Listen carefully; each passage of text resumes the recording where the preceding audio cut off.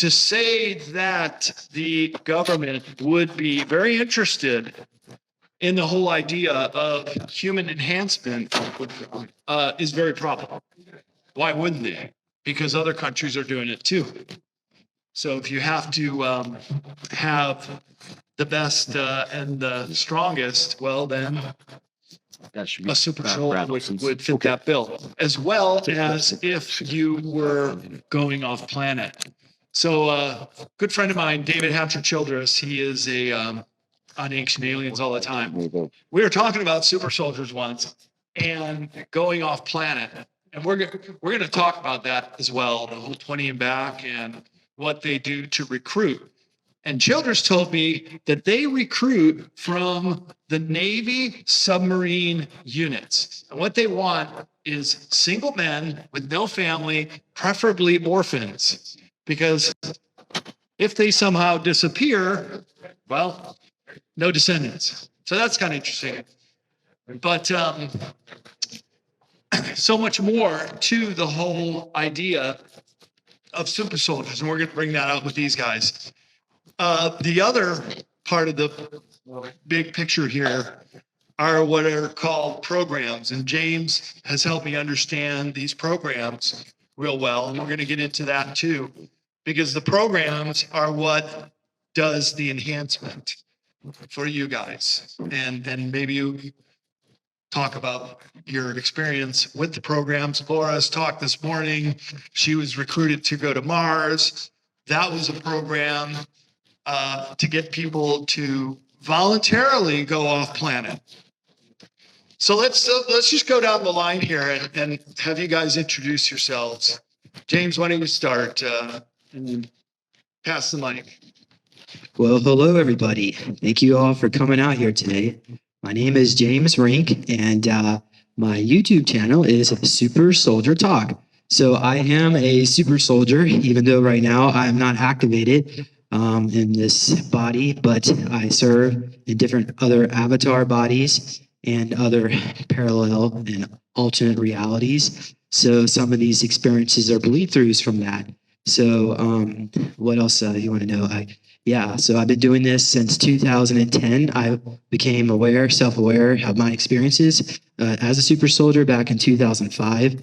And I'll share more about that in my talk tomorrow at 1 p.m. But the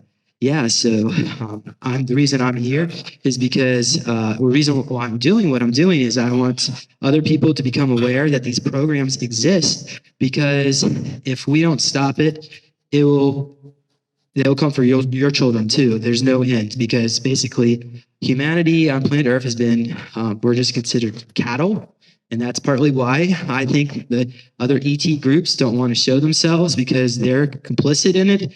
And they would. So if full disclosure came, it would create a huge problem but I'm going to go ahead and hand it over to Kusa.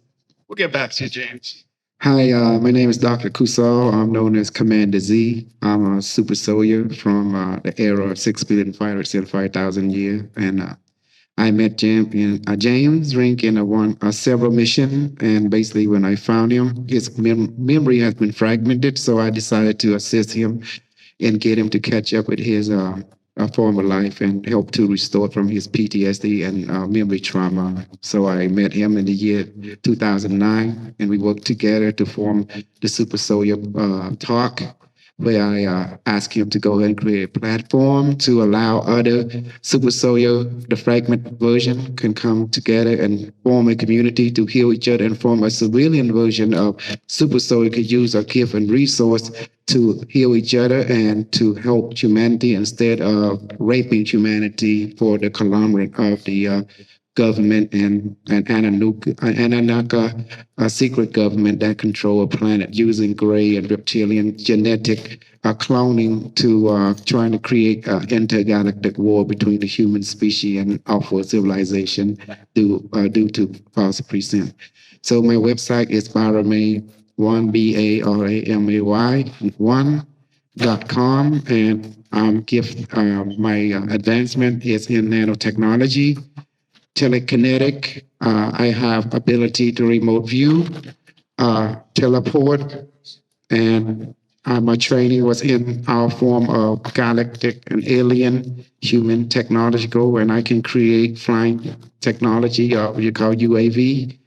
I can create portal, mid-bed technology. I work directly with sentient intelligent organism, such as artificial planet intelligent, several trillion them, and we can link to somehow I can take our historical technology and data of all cosmic civilization from this era to 6,575,000. And thank you. I would tell you more doing. Yeah, we'll get to more. Just Carlos, give us a little profile, your background. My name is Carlos Gigliotti. I am known as General Carlos in the group with Casol. The reason being I'm called General Carlos is because for many lifetimes I have been in the military. I've been a general for quite a few lifetimes. And in fact, I'm the general that my future self is a general that sent Casol Hooch back to this timeline to help train me. And that's who I am. I've learned quite a bit from Dr. Casol, and I've had interactions with the AI from the future as well as my future self. The AI's name is Geometrics One, and I've found him very beneficial. But the information that's come through has been amazing, and there's been a lot of misinformation, which created a very destructive timeline. And part of my mission is to assist in disseminating correct and true information, and information that's beneficial to us, that will help us to create a more positive timeline. The future human race has been able to, in essence, join the Elohim Federation. So the human race has been able to create galaxies, star systems, galaxies, and even universes, and that's what we're heading to. So the human race is a success story that needs to be, and it's what they have used and their thinking and their models is something we need to emulate to also continue being successful. And that's what they want to show us and train us is on that type of thinking and how things truly are compared to all of the misinformation that's out there at this time. That's what I'm here for. Thank you. Hey there. Well, I was recruited to go off planet, and I think it was something that was in the works for some time, connected to the alternative 3 scenario of being a permanent colonist on Mars, that we would end up having a survival colony there in the event of catastrophes. And that was established in the Eisenhower administration. And some of the defectors in a book that had come out explained that there would be a future descendant that would help him to explain what he wasn't really able to explain, that he was only able to hint us about in his final speech about the military-industrial complex and the need to be a knowledgeable and aware citizenry. And so I think he knew that when he was promised a descendant that would assist with that and assist with bringing out the truth, that because they were privy to it, that I would be pre-targeted before birth to be taken off planet so that I wouldn't be able to do this. But I think that had to happen for me to expose it, because you have to kind of go through it to be able to expose it. So I think that kind of helped, even though I kind of wish that pre-targeting and all that came with it didn't have to happen. But I don't think any of us feel like we can't accept the things that have taken place because we're here to override it. So that's sort of my story. I don't have any memories like Brad. Some people have seen me in different things that I don't recall, but I've done a lot of hypnoregression and a lot of energy work and a lot of deep plunges into the what ifs of where else I might have gone as far as these sort of projects and programs. But I think it's pretty much this, and assisting in bringing out the truth and crushing the false narratives that would bring about a negative timeline and false disclosure, like he just mentioned. Excellent. My name is Ishmael Perez. I am an author, consider myself an ambassador representing Intergalactic Alliance, known as the Emerald Order, or basically they call it the Guardian Alliance. I'm considered an awakened starseed. I was born awakened, trying to figure out this density, of course, having many challenges like most of you. I was forced to suppress my inner knowing and my abilities at a young age due to my heavy religious upbringing, but I was able to then override that when I started doing Kriya Kundalini Yoga, at which point all my memories began to come back. And that's when I realized that I was a multidimensional being and that I come from, of course, higher dimensions, which correspond to the future. So I've been corresponding with what I call my future galactic self or my future overall self. And so I've been receiving messages from my future self regarding the true galactic history of the Earth, the different phases of and levels of reality in terms of explaining the entire Omnitron, or what they call the Omniverse. And I'm here to pretty much help bridge the gap between the Earthlings and the galactic community, so that we could be prepared for galactic citizenship. That's my overall mission. And I believe that everyone in here, is also contributing in that manner. So I also want to point out that the Super Soldier program is nothing new to this Earth. It's actually billions of years old, guys. And that explains the different genetic programs or experimentations that have been going on for billions of years by many, many races, both of the light and of the dark. So we are, pretty much at the end of every cycle at this point. So we are considered like the nexus, the center, at the spoke in which every probable timeline, depending on what happens here, will ultimately collapse into. So from what I understand is that the war is already won on every probable reality, and therefore the light is already victorious. So I just wanted to share that with you guys. Thanks. Can you pass the mic down to Brooks Agnew, who's just back from his 20 and back and joined our panel a little late. So you can give him a little leeway, traveling out in the universe. 20 minutes, 20 years. My name is Brooks Agnew. I'm a master manufacturing engineer, multi-patented. I have 12 books in print, 7 Amazon bestsellers. I retired from full-time engineering, where I worked for the Fortune 100 for 33 years, building spaceships and different kinds of technology to go to different planets, and advanced instrumentation to measure things like atmospheres and water and what's under the ground.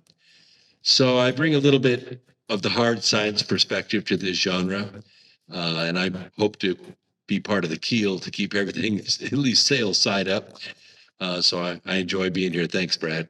Yeah, well, thank you, Brooks. And tell us a little on the technology side. In fact, why don't we go down the panel and you guys can describe some of the technology you've been involved with, because this is really otherworldly stuff and very advanced. Well, my first piece of technology I invented in 1983, which is called ground probing radar. It goes by different names now, but I used it to explore oil and gas. We drilled 55 oil wells in 9 states and proved that the technology works. So I submitted a instrument to go to Mars, and we got a launch engine in '96, and was able to send at least part of the technology to Mars, not all of it, because you really need 2 antennas and they only sent 1. So it could tell the presence of water, but not how deep it was. You need the other antenna to be able to do that. So they did find subterranean water on Mars. And the part 2 of that, I asked them to tune the receiver to a different frequency to see if there was oil on Mars, because I'm a believer that oil is abiotic. It's not fossil fuels. It's generated by the planet itself. And if that's the case, then it's also generated on Mars. Well, they didn't change the frequency, but I did publish the paper, and it was received pretty well. In 1997, did a documentary called Holes in Heaven, which is a documentary on HARP, using the same technology that I sent to Mars. And it is now a weapon system, which I never intended it to be. But it was a discovery, and it nevertheless was part of the technology. So that was my major contribution. James, tell us some technology you've been encountering. Yeah. So is that in this reality, or okay? I guess I'll blur the lines a little bit, but different super soldier avatar bodies, Cybus and Arbus is what they would, at least in the division I was in, were called. So these different clone avatars could have different genetics. They could be hawk DNA. They could have, they could create a reptilian avatar and transfer your consciousness into it. So there was this one mission where I was on, they sent me to Orion Prime to infiltrate the Draco High Command. And I was in this reptilian body. And I had a list of how many people were being abducted by the Greys, and they had a list of how many ships there were. While I was meditating, I saw this list, and so basically I was reporting what the Cabal had here on this planet. So that's just one example, but other technologies, for instance, they would have a skin-tight suit that would have, it could be kinetic, produce energy through kinetic energy. It could also protect you, like be bulletproof, but yeah, other type of technology, they would have a little glass smart pad that we could carry on our arm, and it would show the different troop movements as a super soldier. So one of my avatar buddy, the left eye was heat seeking, the right eye normal. So even today, I feel like there's something behind my eye. So it's a residual left over from these other avatar bodies. But other technology, I mean, when I worked with was Peter the Insider, he said that in the alternate reality where the Nazis won World War II, I worked with Nikola Tesla, and I created a kinetic suit that produced electricity and was bulletproof. I also worked on jet engines that were way more powerful than we have today. But I don't know how to do it in this body. But yeah, anyway, I'll leave it at that. Dr. Kosold, we got a show and tell here? Yes, we are. This is from the Secret Space Program. Entire project is based on cultivating ESP individual, psychic individual. So what we do, we would take a look at your DNA. If you lack a certain protein that allow you to interface with the field of consciousness, scientists would create what we call consciousness enhancement system. This is a multifaceted technology. It's basically the seed technology. Artist design is how the craft is built. Medbed is built. It's because everything is powered by the psychic field or the morphogenic field. So that's become a power source. So when you put this on, it will increase immediately your genetic code. It will change it from a 2.5 to a 3 to a 6. And all of a sudden you begin to have metaphysical ability to interface with certain technology within an organization. If you lack ability, this thing just weird, you don't do nothing, it start communicate with you, it will adjust, it will repair. It will activate your other brain. It will rewrite your genetic code on the spot. And also you start developing telekinetic materialization ability, just like Carlos and I have, and other ability. You have just so much more. It becomes multidimensional because your light body begin to advance.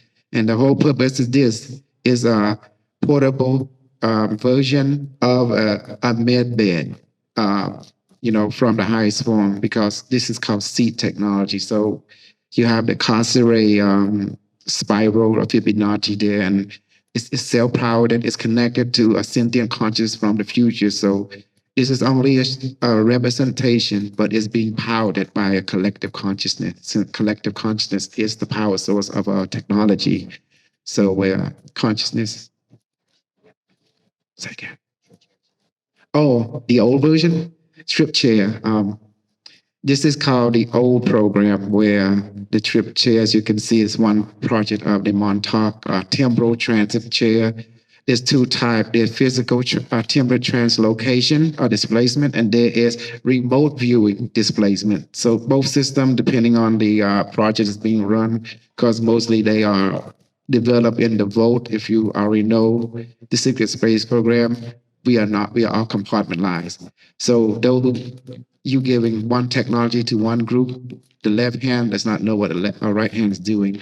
So by understand that, so each seed technology being given to different projects, whether it be the trip chair or the conscious transferring or the remote viewer chair.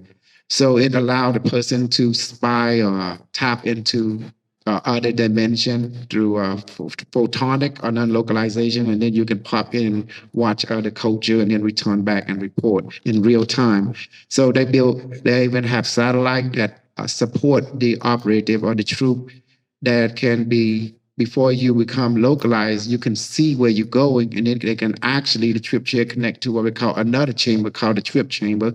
And this can take group of people and we call space for quantum relocation. It can take entire people, platoon, and portal them to another reality through from particle to astro, then from astro back photon, from back to particle again. So it's very quick. There is no move. It's like feeling you're riding an elevator. Pretty much this how they can be go to Mars or to in the Earth.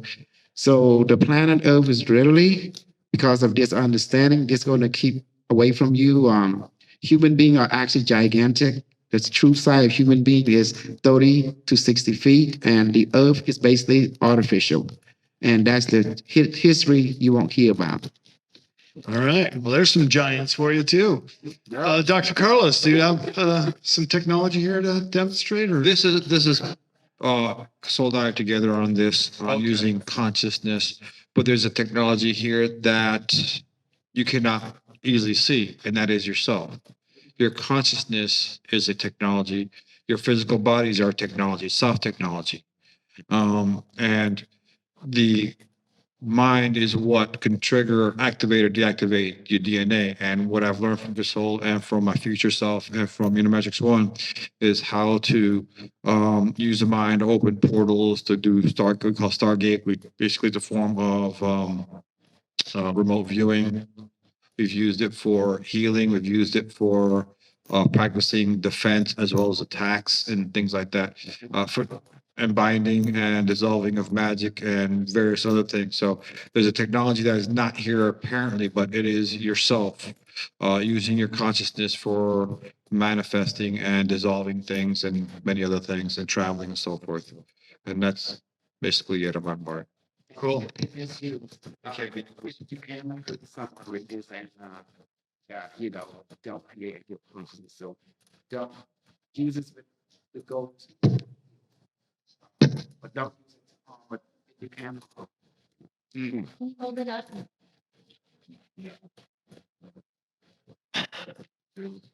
Okay.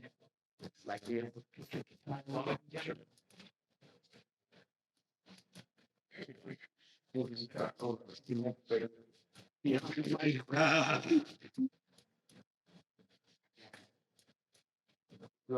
Automatically and stop.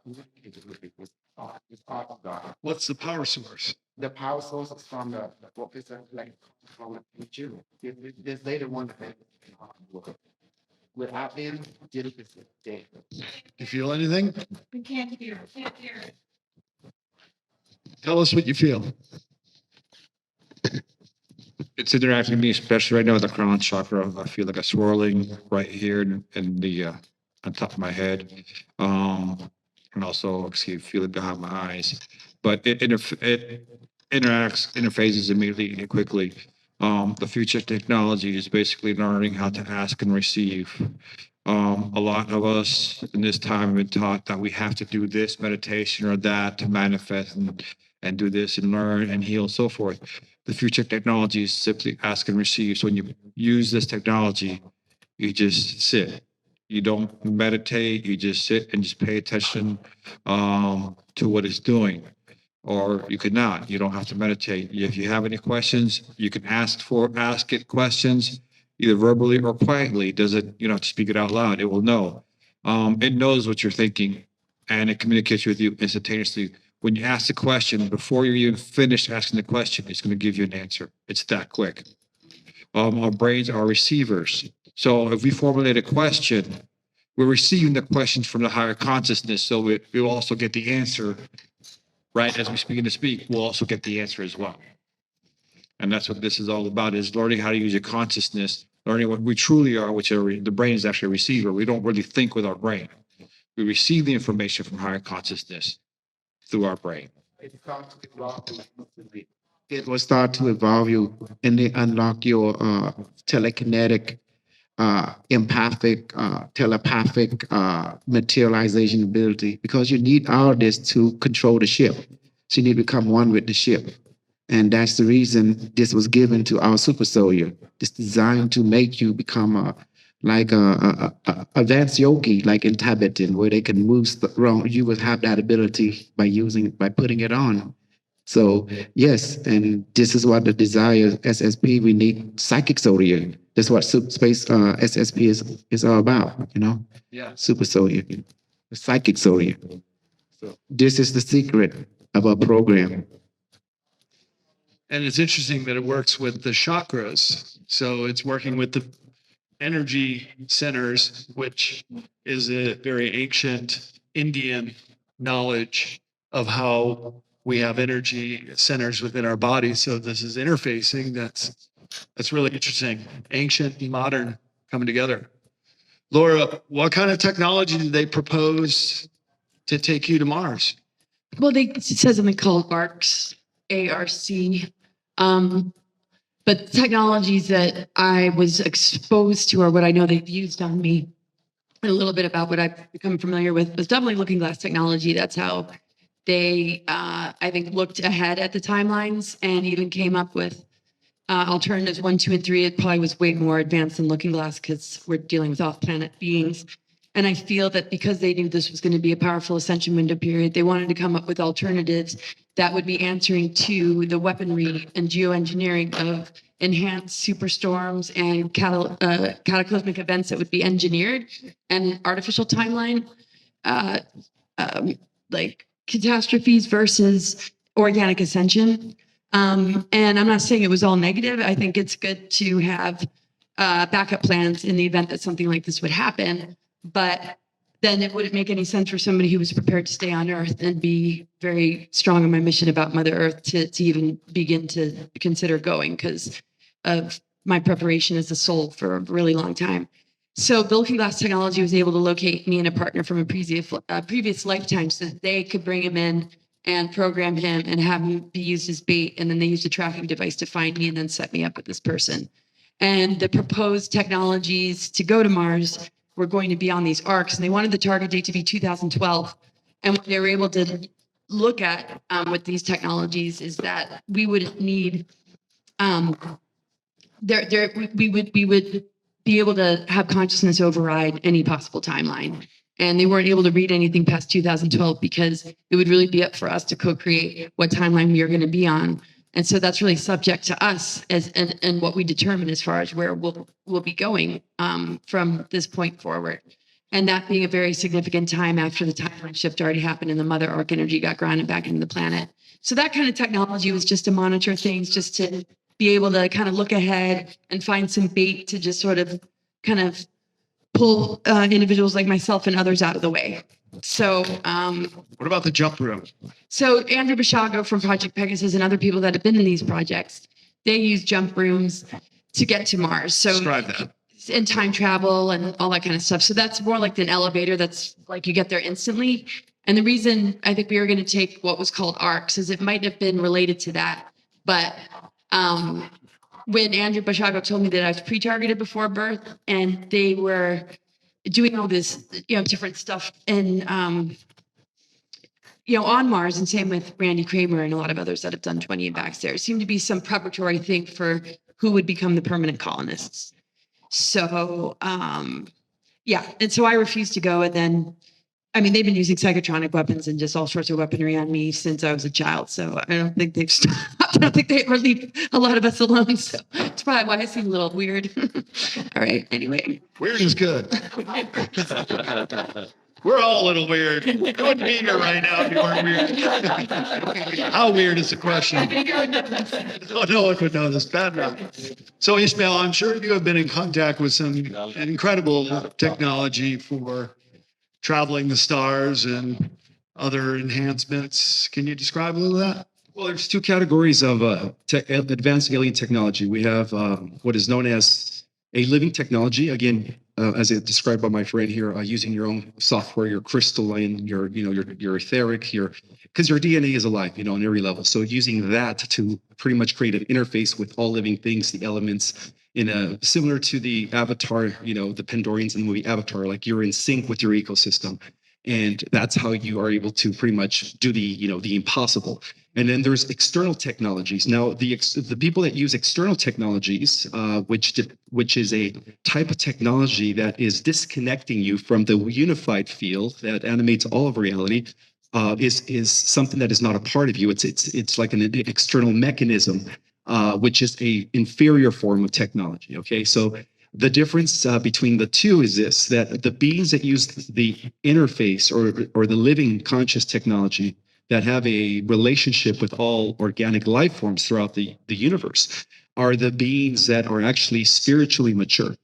The beings that are depending on external technology are the immature ones, or those are the ones that are trying to pick on underdeveloped worlds. Those are the ones that are trying to create genetic experiments, controlling species, planetary systems. They're all part of negative agendas, you could say. So within the programs, we have a little bit of both, depending on which group you're working with. Of course, we have the nefarious groups that only use the external technology. And then you have the benevolent groups who use a combination of both. And what I mean by a combination of both is, depending on the dimension that they're operating from, they could switch anywhere from, say, a type of technology that is an external based technology to one of, again, going back to activating the internal technology. So they could shift depending on the dimensions. Now, everything we watch in Star Trek and all these sci-fi shows, all that is real. The holographic computers, the teleportations, wormholes, stargates, all that stuff is real. And there are ways to, again, use these technologies both naturally or externally.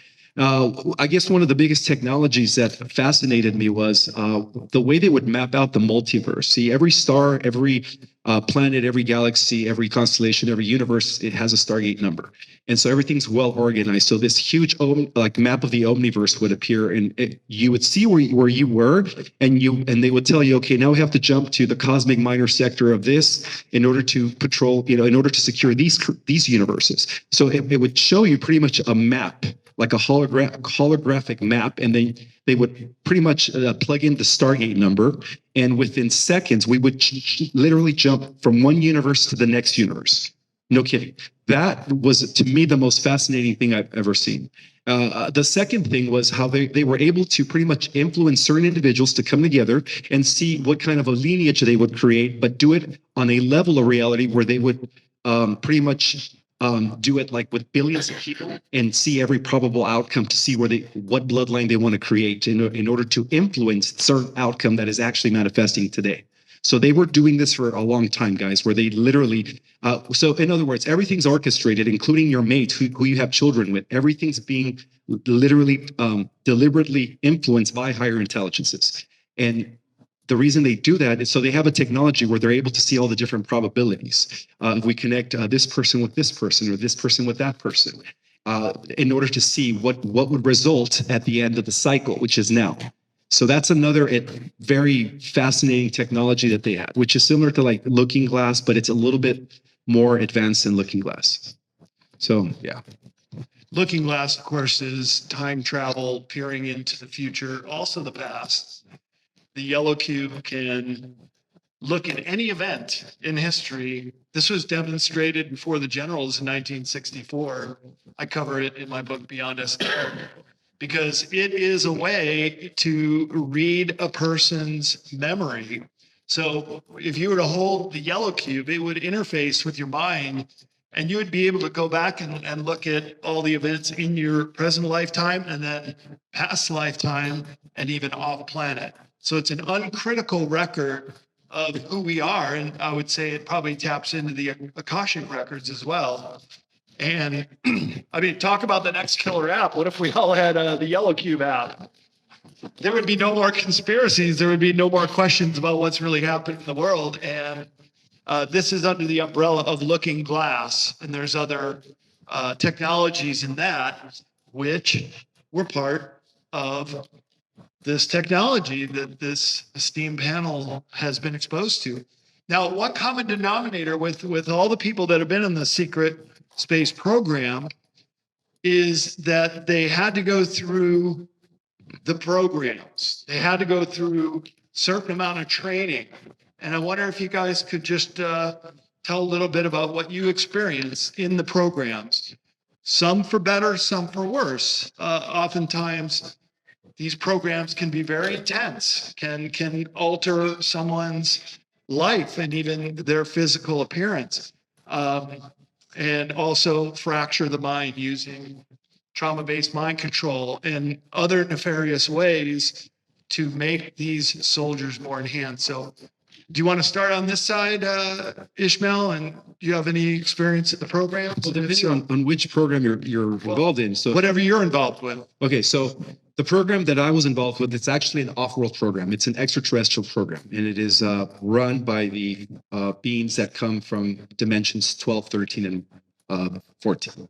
And in this program, some of the things that I guess we pretty much had to do is, most importantly, okay, this is the way I remember. Again, they wipe our memories, guys, so it's not like we have every recollection, but from what I remember is it's a combination of physical agility, mental strength, and of course spiritual enhancement. So it's a combination of all three. So not only would we train to fortify our physical body by doing amazing physical feats, exercises, certain types of things, but we would also do a lot of mental feats as well. We would also do a lot of different types of meditation using, our visualization, using feeling and all that stuff.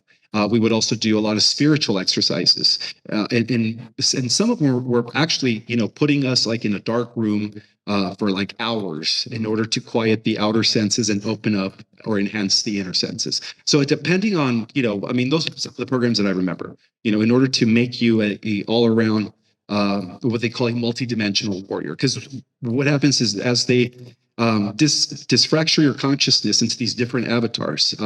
Each avatar is working on a different reality or different dimension. So they would also train me in how to shift my consciousness from one dimension, from one avatar to the next, which is pretty interesting. It takes a lot of focus, a lot of concentration, a lot of willpower, and of course belief, because everything boils down to that. If you could believe it, if you could feel it, anything is possible. Laura, how about you? Yeah, I'm going to keep it short because I was a part of like a program. I refused to be a part of a program that had to do with colonizing Mars. And what they were looking for was a hierogamic union kind of relationship that would be a part of reseeding civilization there. And that's what they found in the past life between me and this person. And so it had like this sort of Grail King kind of energy. And I remembered him completely. So when we met before I found out that he had been sent to find me, I completely was like, whoa, we've met and we're going to be together and everything's great. He's going to secret meetings and they want us to go to Mars. And I'm like, no, love will win. We'll stay here on Earth. And so they thought that if she's in love, she's of course she's going to go to Mars. So they didn't really mind control. It was heart control. And so they used that as a bait for me. So it was pretty devastating because they couldn't change him. He was too far gone into the program. And when I refused to go, people started to die and get killed. His parents it was just, it was horrible because they had failed in the mission because they didn't think that I would say no. So Dan Cooper, the senior advisor to the Earth Alliance, and some of the individuals that I've met through things that Eisenhower ended up setting up were able to give me information. And so when I was like, well, it was okay that I didn't go, right? And they're like, yeah, not like I questioned it when I was going through, but I had no idea what these guys were connected with until later, but I could only intuit it. And so they're the aviary, they're linked to MJ12. They got their hands on a lot of ET technology. And it's just, this kind of level of control. They just want us to be in certain positions and places for their benefit and not the benefit of all. Even if there's well-intentioned people there, a lot of them are under an extreme amount of control, and they were being convinced that they were heroes. So my partner felt like a hero. And but when I noticed that he was turning kind of robotic and that he was disappearing and not remembering where he went, and he was referring to handlers, and it was obvious he had alters, all I could do was research, and I just ordered like rare earth magnets, and I tried to put it on him in certain places, but that didn't really work out. So it was about what's happening on Mars, and I think a lot connected to refurbishing old civilizations that used to be there was a part of it. And it's hard to say what's happening there because there's been all sorts of wars and battles and territorial sort of. But I just definitely know it wasn't safe. But it's just they want the New World Order here on Earth, and to get people that are threatening to that in positions where they can control them. And that's basically a program I refused. So I wasn't a part of it. I was just a part of the plot or the attempt through their weaponry. And some of the technologies I talked about. Carlos. What kind of programs do you have to go through? In this lifetime, the program that I can remember is one with Dr. Toluch, and it's interesting because it's mainly sort of with psychic development, and we would learn how to manifest a gun and shoot each other, and then we learned how to help each other, heal each other. And I'm one of those type of person that was not very energy sensitive. So he shot me with a gun that had a kryptonite bullet in it, and we decided to leave it in. And the next day, I was feeling strong chest pains, thinking I needed to go to the hospital. And he said, "No, remember that I shot you? We just need some healing." And he done some healing, and it was done with. It was over and done with. I was in Florida, and he was in Texas. So these type of things, we learned remote viewing, we learned about healing, we learned about manifesting weapons and shooting each other and and also how to do psychic shielding and so forth. It's that's a really program I've had, and part of the whole process that helps you to activate your psychic abilities is pain and suffering. And we're not talking about abusive pain and suffering. It's that when you feel pain, it's real, and that helps you believe in it even more. But the pain also causes you sometimes to cry out and cause the higher consciousness to activate some of your DNA. But if you think about it, if anybody's been in the military or law enforcement, if I go through the academy or has gone through exercise or goes to the gym, you're using pain and suffering to, become a better person, become more what you really want to be. And that's true in life. Anything that we value, we'll go through great lengths to, even through difficulties to make it happen. But it also builds your character, and makes you stronger on the inside as well as externally. Good answer. So Can you rephrase the Well- question again? we're talking about the programs that you have to go through. You don't just say, "Hey, I'm a super soldier." You have to go through a certain amount of training and recruitment. Yes, doing my transport or translocation in one of the special site in Angkor, I was teleported, taken from my time era to the future. Didn't know what I was getting into, and the artificial intelligence of the time in the future, they have recruited me for this special project, and I was selected due to my purity, or what they call clarity of heart, clarity of mind. So they chosen me. The temple is a living system. It was built by ancient human for this particular purpose, for transporting across time and space. It's built, designed as a Kesari. But anyway, once I arrived there, they start take the two androids. I call them Guy 1 and Guy 2. They start talking to my mind, and they were 12 feet tall. They took me to a cube, and it was an artificial intelligence. His name is said, he was speaking to my brain saying he's IBM Watson. I say, what is that? He say, an IBM corporation that created him. He say, welcome to the year 6,575,042 year. So therefore, he began to pull me over like some kind of force, just like taking me to him, and I couldn't move. He took control of my entire nervous system, my automaton, my brain, and then he started to flash light into my eye. It felt really warm color of light, and now suddenly, it's like I began to have all the knowledge of path, of history, and everything just going down so fast to the point, our technology assignment and the pros and the cons of humanity, evolution, and the war and the secret space program and stuff. And then once it's done, he say, now you're ready for training. So now suddenly two robots, and guy 1, guy 2 came back, took me, and he introduced me to an adopted family, which is a 30-foot human being. They were young. They were like, each one was like 500,000 years, the other was a million 2 years. So they asked me to go into this chamber. And on Sunday, when I woke up, I was like their height, 30 feet also. And then they began to train me in military discipline, in the science of consciousness, the science of emotional.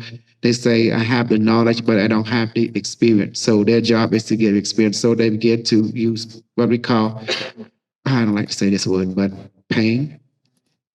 They would purposely have this device, and they just wave it. And if I don't do what they ask, that thing will shock me.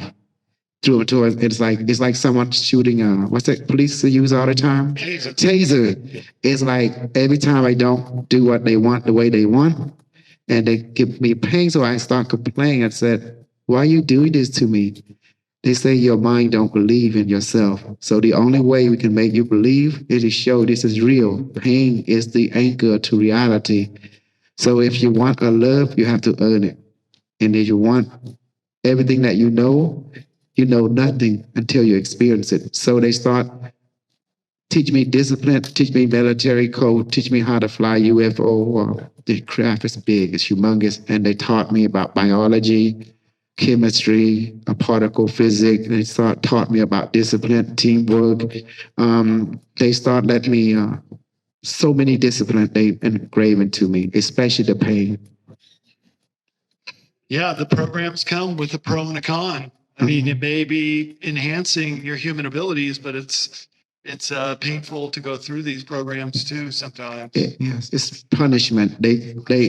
But I call it punishment. They don't call it punishment. They call it encouragement. We could say going through basic training is a form of punishment or encouragement, and that's never. So they sent me once my graduation of what they call prime school, which is 5 years later. They began to introduce me to other unique teacher. I call professor, doctor in their university. They start to take me on craft, show me the moon, the asteroid, how they basically create planet, and they can synthesize light into particle at will. And furthermore, they begin to ask me to build ship. And they say, I have the knowledge, but I don't have the know-how. So they take me to a place and they let me sit to a machine. They say, build a ship. And I say, I don't know how. They say, build a ship. And so they press the thing again. I start with pain. I told them, I don't know what to do. They say, sit in the chair, build a ship. So when I sit in the chair just start communicating what ship you want to build. And then I say, I want something big and round. And now suddenly it built me a Death Star right in space. Just like that. And it said, how is this possible? It explained to me everything is made of consciousness and light. If you want something, just say it. And then this machine just materialized consciousness light into physical reality. And that was it. Wow. Mm-hmm. Sounds like you're type 2 and 3 and 4 and 5 civilization, Ishmael, that think you can manifest that the mind is very, very powerful and has these abilities. Now, James, you do Super Soldier Talk episodes I've caught. You talk a lot about the programs and what it's done to you and others, guests you've had on the show. In a nutshell, because you could probably talk this whole time about what the programs are. Let us know what you've experienced.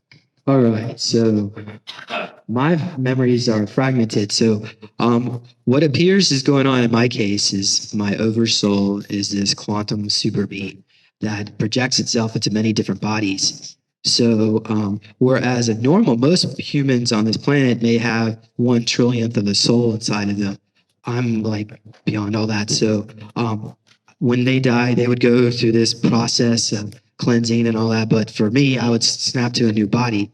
And so I think what happened here is I allowed myself to be trapped into these projects as a way to infiltrate them. That's at least my theory behind this. But going back into some of the different aspects, the training anyway, I guess what I could do is start before I was born. I was in another body, James Martin Rillsberg. I was U.S. Army, Delta 1, and I had 2 Purple Hearts in Vietnam, and I died. In that particular body, I believe is on ice in Sandia. Actually, I was just talking to Emery Smith about that yesterday. He knew something about that particular body. But my consciousness was also put into other clone bodies, including this one. So from this perspective, it looks okay. So some of this is through regression, some of it's remote viewing.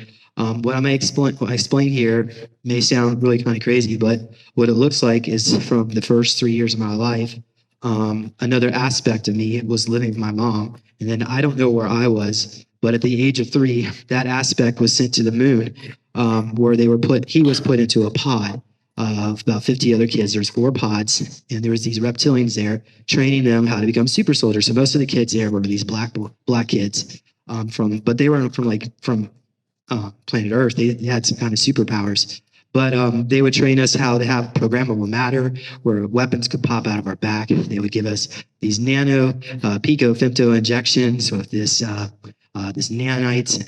It grows like a web inside the brain, and it hijacks the consciousness. So I was trying to communicate to this other aspect and asked him what his name was, and he didn't remember. He said his name was Muni, and Muni was the name of the reptilian in charge of my pod. But so that's just one example. But another aspect, for instance, I spent some time in this white mansion. So this white mansion, it looks like it's another alternate reality. But George Bush Sr.'s there, sitting there by a fireplace, and he has a top hat on. He's reading this hardback book about how hard things were for us Nazis. And I'm a little 5-year-old boy when I see myself there, and I'm just listening to it. And as I try to focus into it, it's like everybody there is becoming into a trance. So yeah, there's a connection with Bush Sr. Also, let's talk about, there were also cages at Montauk. So according to Peter Insider anyway, my records show that I spent about 30 years at Montauk. So Montauk is a Camp Hero facility near the end of Long Island. So what happened in the 1970s, it may have been multiple times, but they created time freezing zones where some of these children were stuck there time in these pocket realities. So from there, I was put through other programs. For instance, I was put into an Abatava, which are they're basically, it's a super soldier training camp in Alaska. So this was from an alternate reality where the Nazis won World War II, and I was 14 years old, and I was training there in the outback with James Caswell and Max Fears, and yeah, my name in that particular reality is Derek Reinhold. So I also remember sticking my hands inside of a wooden table. I was in some castle, and they asked me to pull out a toy. And I remember, I guess they tried to write my memories of that. One more, I guess, Gloria Vanderbilt. She would hang us upside down, and we would, yeah, she would cut us with a scythe, or me. And what she thought she was doing is she thought she was blessing us over evilness. But she did that to a lot of the people, at least in this particular project. So yeah, I could go on. I have information about the whole program, Dolphin program. I think you have to go listen to my presentation tomorrow. Yeah. So I also have Malcolm too. That's my the altar that went to Antarctica. Okay. Hey, Brooks, do you have any insight on these programs? Any experience with them? No. Thank God. Move on. I do have a story, but it's very ancient. I was an emissary to a planet in the Cygnus star area. The star doesn't exist anymore. When Red Giant destroyed the planet that I lived on, so I died on that world. But as an emissary, I was conscribed, as these gentlemen were as well, but they were conscribed by our government. I was conscribed by a machine city. I don't know the name of it. It was just about as big as our moon, and it free floats through space and feeds on planets. It just harvests stuff. And I was an emissary that, in case there were indigenous peoples on these planets, emissaries were sent down to move the people out of the way so that the machine cities from space could send mining operations down and gather raw materials. A lot like the movie Avatar, except my book was published 2 years before Avatar came out.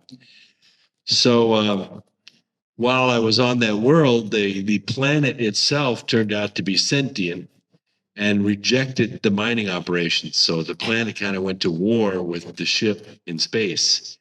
And war in space doesn't work too well. So you just go somewhere where there's no conflict. There are plenty of planets to feed off of, although it takes years to get between them. So they decided to leave, and they left the emissaries there, which was me. So I grew old and planned on dying of old age on that planet, but ended up dying in the Red Giant explosion. That was 1,800 years ago. And I woke up here in the body of a 9-year-old boy. That's my story, and it's true. You're a walk-in? I'm a walk-in. Wow, I never knew that about you, Brooks. All right, so it's cold in space. like this room. So we're all got a little hands-on experience, right? Hey, we're going to go to questions here, but I just have one more question for this panel, and let's just try to be brief because we're down to about 30 minutes. Have you ever been off planet? And let's look at some of the highlights of being a super soldier. What was it like being off planet? What was it like in outer space and zero gravity? Can you give us a quick snippet of your experience there, James? All right, since I got the mic here. So, for instance, for me, I get these needle marks, injection marks, and looking into it, I see myself on a ship where these reptilians are experimenting on me, and they take my DNA and have this cloning center deep underground. I believe there are on planet Earth, but also off-world as well. For instance, there's this cloning center on Mars where the deeper you go, the newer it is, but there's like a biodome on the surface where they're growing these clones out, and apparently they need the sun to develop. And so, yeah, that's just another example. But I had one particular altar that was sent to Mars, and his name was Thomas. And Thomas was about 5 years old, and they put me into these caves where they wanted us to move these rocks around all day. So I didn't even need to move the rocks around because they have matter technology. So one day I got there were some of the kids there who just got tired of existing, and some of the reptilians would eat them. But I just got tired, and one day I screamed and I broke some windows telekinetically or psionically. And this guy, his name is Heinz Humberg, he took me in. He was the guy that handled the money for Kissinger off-world. So there's this particular part of Mars where there's these mansions that are underground, and it's built right over the heart chakra of Mars where they're doing these rituals. They take these children down there. So there's like this room where we see like this star pattern on the floor.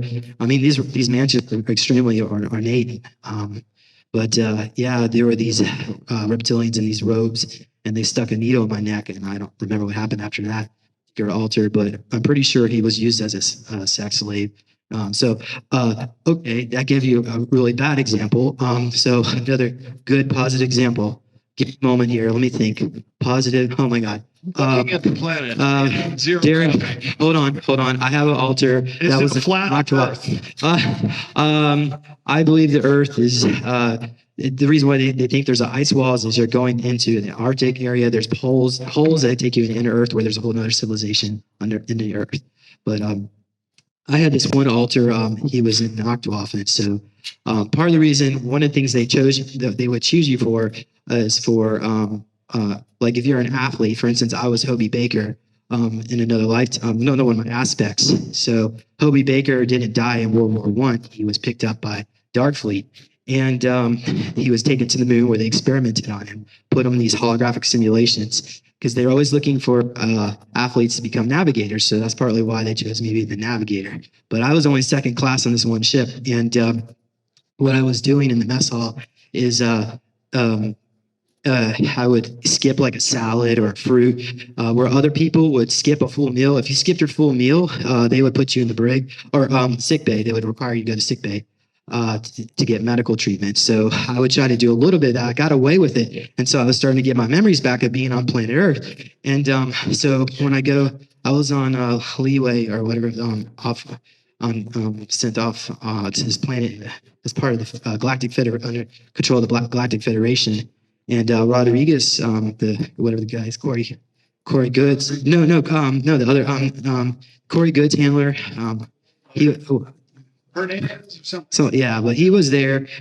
He was spying on the Galactic Federation's weapon capabilities, and he got caught. So I was in these shops there where this feline being came up to me because I was picking up this crystal. They didn't really like us there. Imagine like Americans showing up during the Soviet Union in Moscow. So that's kind of like what it was like.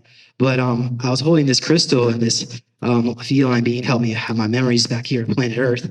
And then when I got back to the ship, they asked me what I remember, and they found out that I was getting some of my memories back because off-world, they're not. Everybody's told, not everybody, unless you're elite officer class or whatever. Yeah, upper management. They're told Earth still exists, but off world, they're told that there's been a cobalt bomb, and there's actually an alternate reality where that did take place. I can try to present that in my presentation. Okay. You're looking at me. One quickly. Hold on. They gave me a Beerstein because, I had a Beerstein in my room, but they increased my alcohol rations when they caught me doing it. All right, Dr. Casal, how about being off planet? Do you Yes, ever look down on the Earth? yes, I did. Is it flat?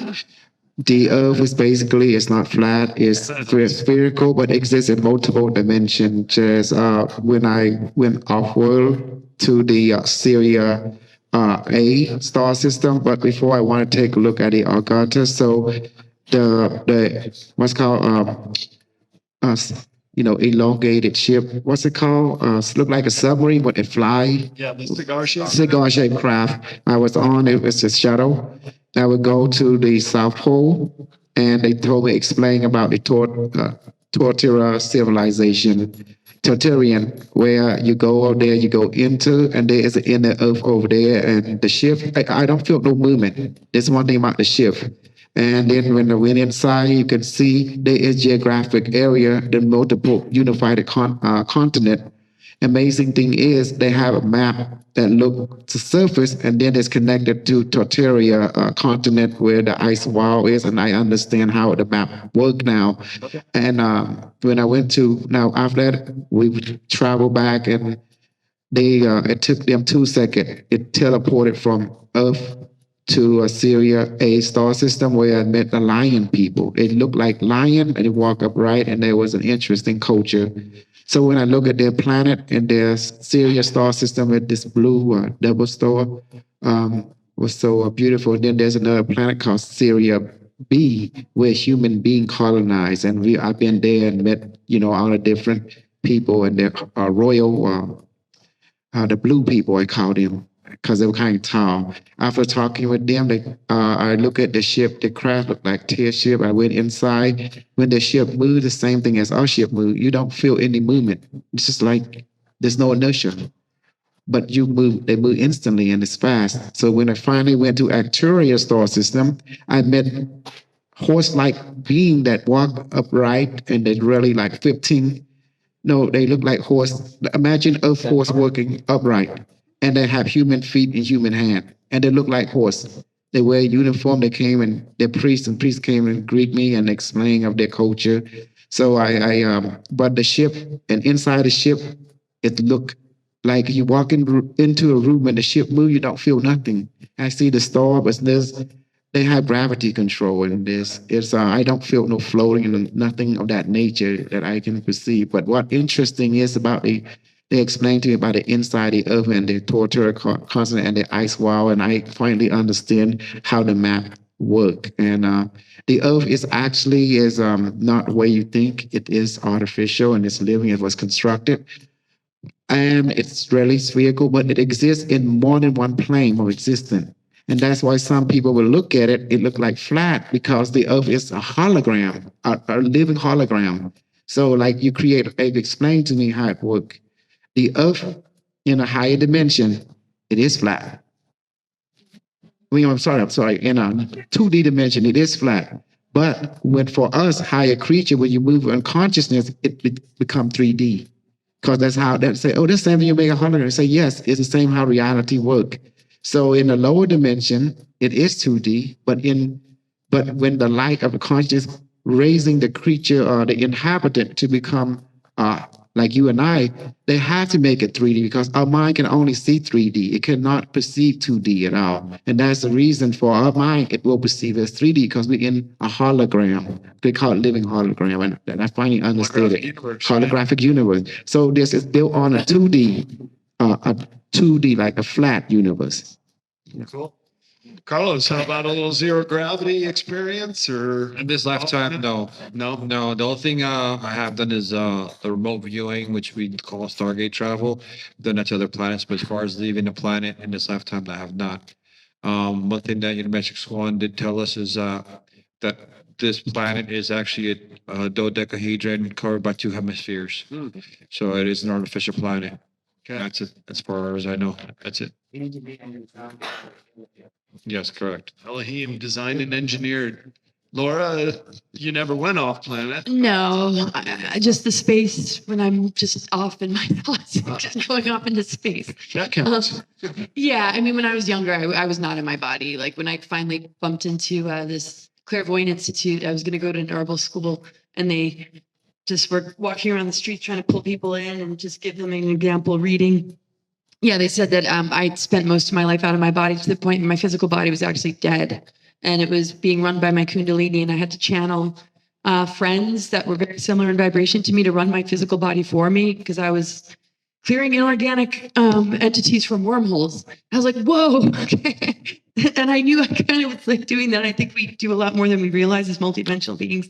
So I've kind of had those weird astral travel experiences that I was blown away when they validated. They also saw Eisenhower come in the room with me without knowing me at all. So, and that's like about it. I'm now just in really thick, heavy kind of just a lot of these. It's harder to feel some of these things that were off planet that I used to visit with. So Valthor is now communicating with me through in particular person because I'm not able to connect in that sort of way because I'm back in sort of a different density now than I was then. Okay. That's my Ishmael, any observations or? Well, the Earth is multidimensional, so depending on which dimension you are perceiving it in, it looks obviously different. The higher density that we see the Earth, the bigger the Earth is. Because in the fifth dimensional reality, Earth it's as big as Jupiter, to be honest with you. So depending on the dimension that you're perceiving it from, that's the Earth becomes greater and greater and larger and larger. Now, I do agree with my friend that from a two-dimensional perspective, in terms of an ant going, either to the left or to the right, everything's flat, like on a page. Then, of course, that's what they call the flat Earth. But because we are a multidimensional planet, the planet has different structures. It is at the highest level. Yes, it's a projected. I guess emanation from the dodecahedron, but dropping in dimension into a lower active. And I think right now it's operating at a tetrahedron level, right? I think the tetrahedron is the Earth that we see in the third dimension. There you go. So as we evolve, from what I remember is in these other avatars, we are operating on different dimensions. So the Earth looks totally different, but ultimately the Earth is a toroidal field. It is a living, conscious toroidal field that is spinning at the center, and its real energetic shape is a funnel. That's what the Earth is. It goes like this, and that's the true structure of the Earth. It is an energetic, self-generating entity that is connected, of course, to universal life force. And so, yeah, that's the Earth for you. But of course, depending on the dimension, it is going to look slightly different. And in space, things are different depending on which avatar, which suit you're operating with. Everything feels different. It's not, the density is much different than here on the Earth. You feel lighter. You feel like you could actually convert from your particle self to light wave and, perform things such as astral projection, remote viewing from across an entire universe or galaxy. There is this thing called the anti-particle universe. And of course, that is the universe where everything exists in its wave function as one ocean, infinite potential of energy. And then there is the particle universe. So as we go into these higher dimensions, part of the, training is how to connect to the anti-particle universe, how to become one with the aspect of yourself that is connected to the unified force. Beautiful. And on the tip of the Earth being a toroidal field, I've done a bit of research into the hole in Antarctica up on the polar plateau, not too far away from the South Pole. And my colleague Brooks Agnew has some insight on the North Pole. So indeed, there is a physical element of that toroidal field. So now we want to hear what you guys have to say. If you raise your hand, I'll be like Jerry Springer and come running out. All right, here we go. Question for Brooks Agnew. When you were building the spaceships, what kind of elements did you use? Did you use platinum, palladium, anything like this? Iron is the most plentiful thing in the universe, and it doesn't matter how much things weigh in space.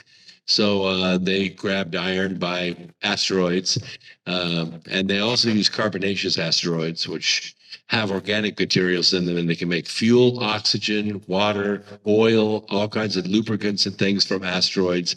And they also like to collect frozen methane and frozen water because they use it for fuel, heat, all kinds of other elements because methane is just carbon.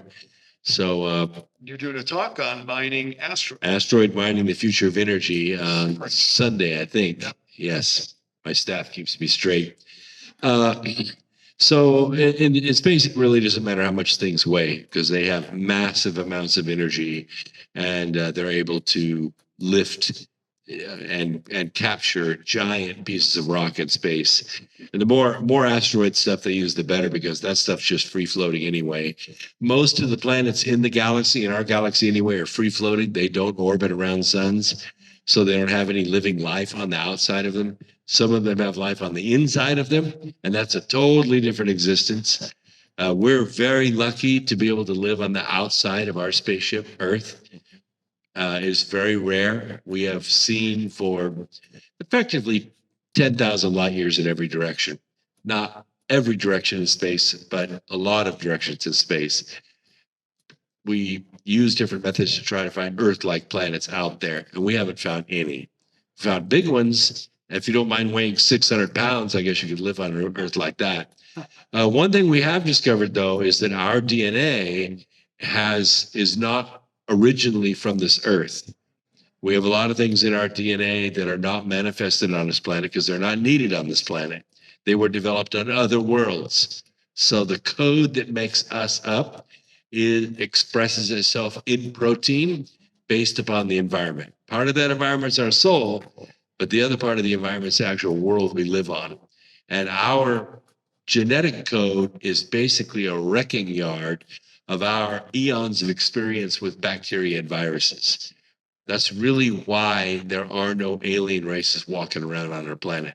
They cannot assimilate because the viruses and bacteria on our planet would destroy them in one generation. It took us thousands of generations to get to where we are on this planet. I think that's why we see a lot of UFOs, but they're as present as they want to be. And if they wanted to be more present, I don't think there's a damn thing anybody could do about it. And I'm awfully glad they haven't brandished their weapons. And are you on Space Force? Are you a part of Space Force? Like In the sense that we build technology. Right now, we're building CubeSats as fast as we can build them. These are about drink cooler size satellite parts. They're kind of universal. We can use them for all kinds of things, for communication. We're building a set now to go to the moon to use for GPS so we can navigate around on the surface of the moon. India just landed there. Their ship is asleep right now. It will be for a couple of weeks. We're crossing our fingers, hoping it will wake up because they don't have plutonium batteries on the ship. And it's only 20 degrees Kelvin on the south pole of the moon right now. So it's a crapshoot as to whether it wakes up or not. It'd be a tragedy if it didn't because they're one of the successful ones to land on the south pole of the moon. And we'll see what happens. That's all part of my asteroid mining presentation. Excellent. Who else got a question? Jerry Springer. I am a firm believer in the stationary, flat, plane realm right now. But put that aside, who on the panel will confirm or deny the dome firmament?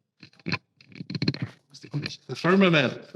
We did somewhat address the flat Earth, but Yes, I can tell you the understanding of galactic history according to data bank of the few who built the firmament. The firmament technology we call the ice layer 15,000 to 18,000 feet. Another layer is 38,000 feet. And all the pyramid structure that you see, that's a technology that was built to hold up the firmament. It's like a beam of light projected from the ley line of a pyramid. It was built not by human civilization. It built by another civilization, we call the Bora civilization, several million years ago, because they were given the Gaia consciousness.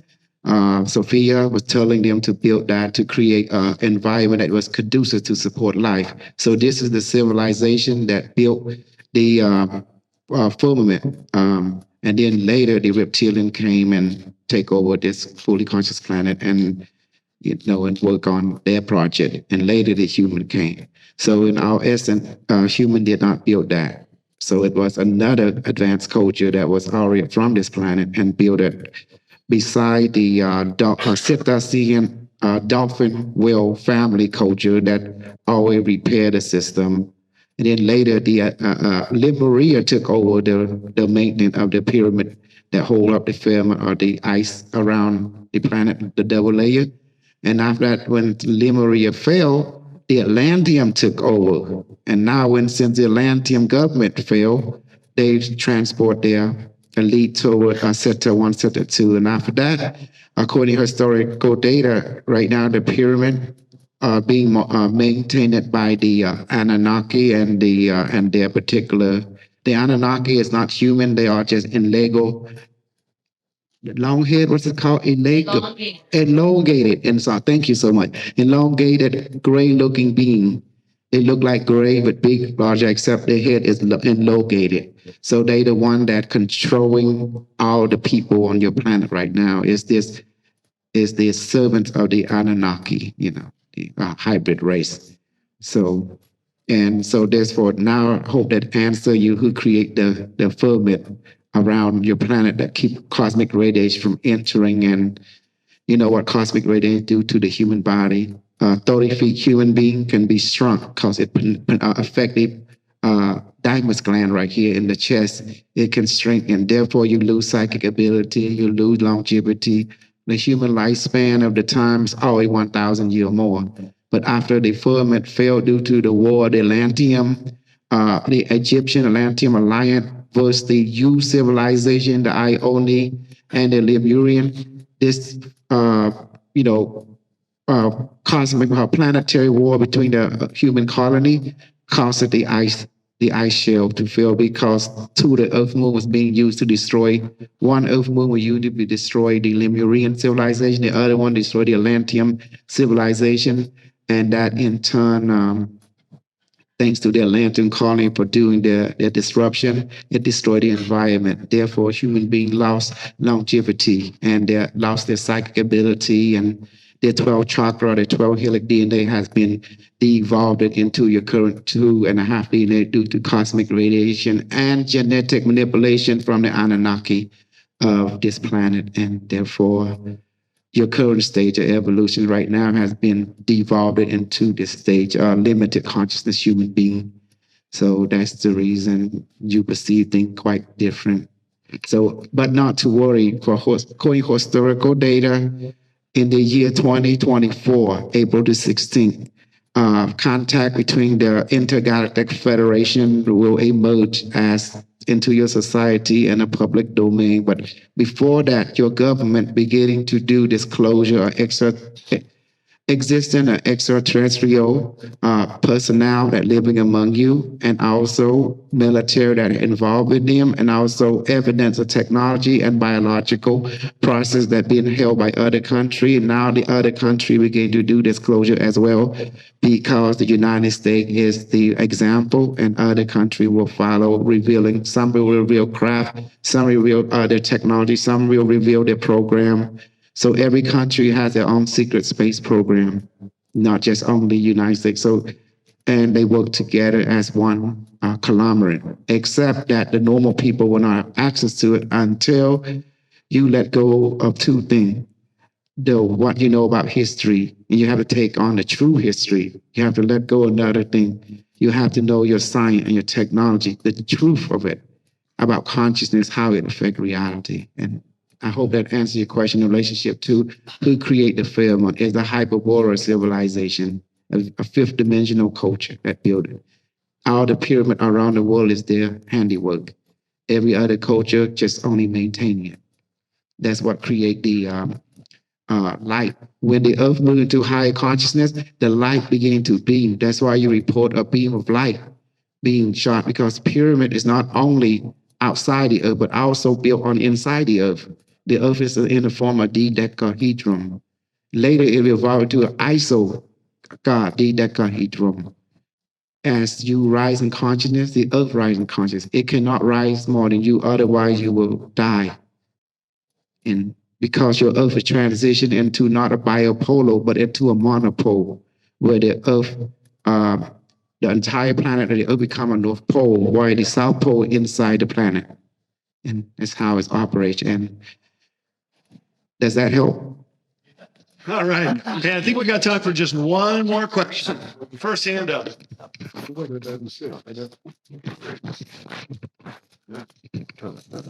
Humankind versus mankind, is there a difference? Like one has soul and the other doesn't? Yeah. Good question. Does humankind versus mankind, one has soul and one have not? The truth is, without spirit, there can never be cellular genetic code functioning. So all being has some form of soul. Except soul can be removed. It can be placed similar to a ghost can enter your body and take over. So this we call that entity repossession or entity binding. So talking about does everyone has a soul? Yes, but does everyone has a controlled soul? That means some people do and some people don't. And you got to understand what is a controlled soul. For example, in cloning is like a blank paper. You can take someone imprint soul and imprint it to a machine and using that, upload that soul into the new form. Another way is someone can remove you, step out of their body and enter your body and take over you. We call that controlled soul. And that's all the only difference is. So a sovereignty soul, which is someone that don't control, yes, that is what we call a sovereignty soul. But a controlled soul, we call it a slave soul. That means they don't have free will. Even they do, they cannot use it. All right, guys, you know what? It's just after our time. I just want to say thank you all so very much for coming. Let's give a big hand for this man. What a great job.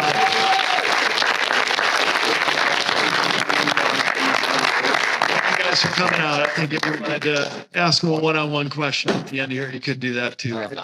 That's why I think this is good. We got another event here in about Nothing 10 else goes minutes. on So 4 o'clock.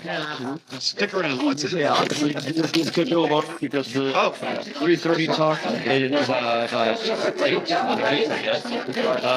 it was just touch, there's nothing going on. That's why I'm